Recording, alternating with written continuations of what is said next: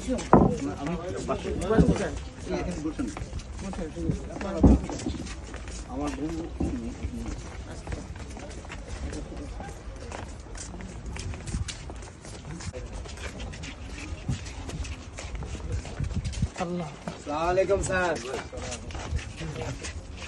আসসালামাইকুম। দোয়া করছি স্যার আপনার জন্য, অনেক দোয়া করছি স্যার। আপনার ছেলের সব সময় আমি জিজ্ঞাসি স্যার, আপনার কথা জিজ্ঞাসি স্যার।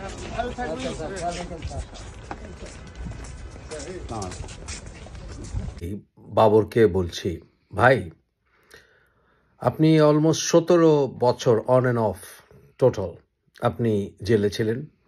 এর বেশিরভাগ সময়ই আপনি ফাঁসির আসামি ছিলেন। আপনার উপরে মৃত্যু পরোয়ানা ঘুরছিল।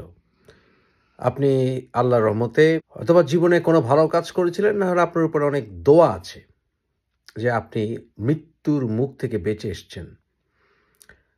গত প্রায় 16 বছর বাংলাদেশে অনেক রাজনৈতিক অস্থিরতা গেছে, অনেক ঘটনা ঘটেছে যেগুলোর চাক্ষুষ সাক্ষী আপনি নন।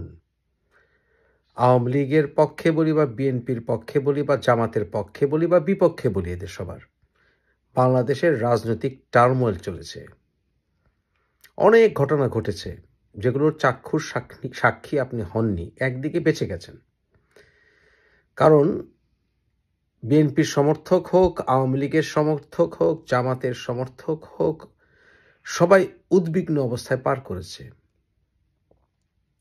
আমাদেরকে অনেক ঘটনা দেখতে হয়েছে, এগুলো দেখে তো বেঁচে গেছেন, এগুলো আপনাকে দেখতে হয়নি চোখে। তাই বলি ভাই, মৃত্যুর মুখ থেকে বেঁচে এসছেন। আপনাকে দেখেছি যে আপনি পরহেজগার হয়েছেন অন্তত অবয়বে। আশা করি কট্টর মৌলবি আবার হয়ে যান না। আল্লাহর আউলিয়াদের পথ ধরার চেষ্টা করেন, বাংলাদেশের রাজনীতি থেকে সরে যান। রাজনীতি অত্যন্ত খারাপ একটা জিনিস।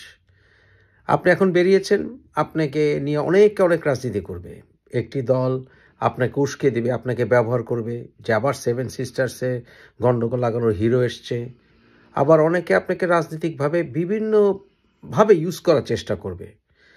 আপনি যে এতগুলো বছর ভেতরে ছিলেন, আপনি আর এই নোংরামিতে জড়িয়েন না। আপনি কি করেছেন না করেছেন সেটার শাস্তি, অন্যায় করে থাকলেও শাস্তি পেয়েছেন, অন্যায় না করে থাকলে আল্লাহর রহমতে বেরিয়ে গেছেন। আপনি আর এই নোংরা রাজনীতিতে থেকেন না। জীবনের বাকিটা সময় আপনার এক্সপেরিয়েন্সের কথা বলেন, এবং যে কোনোভাবেই হোক, রাজনৈতিক কারণে হোক, যে কোনো কারণেই হোক, আপনি জেলে ছিলেন, মৃত্যু পরোয়ানা ছিল, এবং শেষ পর্যন্ত বেকসুর খালাস হিসাবে মুক্তি পেয়েছেন। আপনি যদি অন্যায় করেও থাকেন তাও শাস্তি পেয়েছেন। যাই হোক, মৃত্যুর মুখ থেকে তো বেঁচে এসছেন, হিউমিলিয়েশনের মুখ থেকে তো বেঁচে এসছেন, তাই না? অনেকেই ফাঁসিতে ঝুলে গেছে আপনার চোখের সামনেই। তারা অন্যায় করে থাকলেও হয়তো বা ঝুলেছে, অন্যায় না করে থাকলেও হয়তো বা ঝুলেছে। এখন যেহেতু তারা নাই পৃথিবীতে, সেটা আমরা উপরওয়ালার কাছে ছেড়ে দিই। আপনি আল্লাহর ওজিফায় জীবনযাপন করেন, তওবা করেন, বাকি জীবন ভালো থাকেন, মানুষের উপকার করেন, মানুষকে হেদায়েত দেওয়ার চেষ্টা করেন, আর রাজনীতিতে থাকেন না ভাই। এটা আপনার একজন শুভাকাঙ্ক্ষী, একজন ছোট ভাই হিসেবে বলছি। এই নোংরা রাজনীতিতে জড়ালে বাকিটা জীবন আর শান্তি পাবেন না, মনে রেখেন, আমি আপনাকে বলেছিলাম। তবে আল্লাহর অলিদের জীবনী পড়বেন, অলিদের পথে থাকার চেষ্টা করবেন।